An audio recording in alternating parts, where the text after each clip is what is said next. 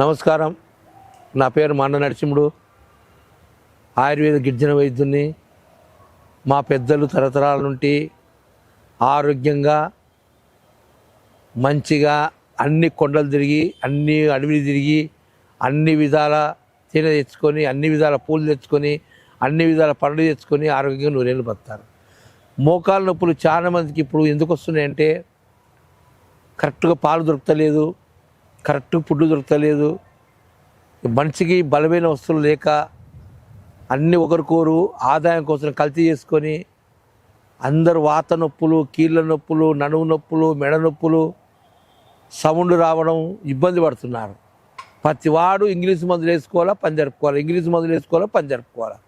అట్ట కాకుండా స్టాండర్డ్గా ఆయుర్వేద గిరిజన వైద్యంలో మన పూర్వకాలంలో పెద్దలు కనిపెట్టిన వైద్యము మేము ముందుకు తీసుకొస్తున్నా, మీ ముందర పెడుతున్నా, మీ ముందర పెట్టేది కాక మీకు మంచి చేసి ఊళ్ళో ఒకరి బాగా చేస్తే ఊరి మందికి తెలుస్తుంది. ఆ చెట్లు ఏం వాడతామో చెప్తా వినండి. ఒకటి, ఇది చిట్టముట్ట చెట్టు. ఇది అందరూ తెలుసు, హనుమంతి బీర. హనుమంతి బీరలో తెల్ల పూల చెట్టు, తెల్ల పూలు వస్తాయి. దీనికి వేరే దానికి కలర్ పూలు వస్తాయి. చిట్టముట్ట ఏరు, తెల్ల తెల్ల తెల్ల హనుమంత బీర చెట్టు. ఈ రెండు చెట్లు తీసుకొని దీని ఆకులు, దీని కాయలు, దీని ఏర్లు, దీని సమ్ములను తీసుకొని దీంట్లో సిరిమాను బంక, ఏగి బంక, నల్లమోతి బంక, తెల్లవులకి బంక, 4 రకాల బంకలు కలుస్తాయి. ఈ రెండు చెట్టు ఏర్లు 4 రకాల బంకలు. ఈ 4 రకాల బంకలు ఏం చేస్తాయంటే బంకలలో బలం, కాళ్ళకు బలం వస్తుంది, ఎంకలకు బలం వస్తుంది, బెడ్ సర్కిల్ జరుగుతుంది, నొప్పి లేకుండా. నొప్పి ఎందుకు వస్తుందంటే రక్త పరిశోధన లేకుండా నొప్పి వస్తుంది. రక్త పరిశోధన బాగుందనుకో నొప్పి రాదు. అందుకోసం దీనికి చక్కని ఈ వైద్యం ట్యాబ్లెట్గా రూపంగా ఉంటాయి, పౌడర్ రూపంగా ఉంటుంది. మీకు పౌడర్ ఉంటే పౌడర్ ఇస్తాము, ట్యాబ్లెట్ ఉంటే ట్యాబ్లెట్ ఇస్తాము.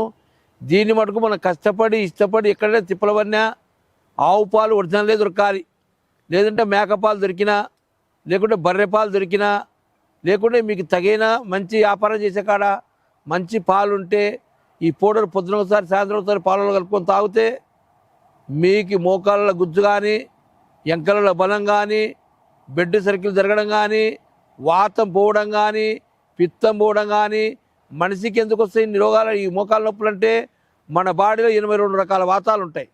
82 రకాల వాతాలకి మనం ఏం చేయాలంటే పొద్దున్నే ఈ పౌడర్ వాడుతప్పుడు సొంటి ఉంటుంది, సొంటి కానీ అల్లం కానీ, వాము, సొంటి, వాము, సోపు, జీలకర్ర ఈ 4 పొడి చేసుకొని ఇంట్లో పెట్టుకోవాలి. ఈ 4 వస్తువులు పొడి చేసుకుని ఒక చెంచా పొడి వేసి కొన్ని నీళ్లు పోసి ఆ ఉడికిచ్చి ఆ నీళ్లు తీసుకొని చల్లార్చుకొని ఆ నీళ్ళలో పొడి కలుపుకొని తాగాలి. తాగితే మీ ఊర్లో ఒక్కరు వాడినారు అనుకో, అయ్యా నా మోకాళ్ళ నొప్పులు తగ్గినాయి, నా మోకాళ్ళ నొప్పులు తప్పినాయి, నా మోకాళ్ళ నొప్పులు తప్పినాయని తండాలు పరిగెత్తుకుంటూ ఫోన్లు చేసి రావాలి, వైద్యం చేసుకోవాలి.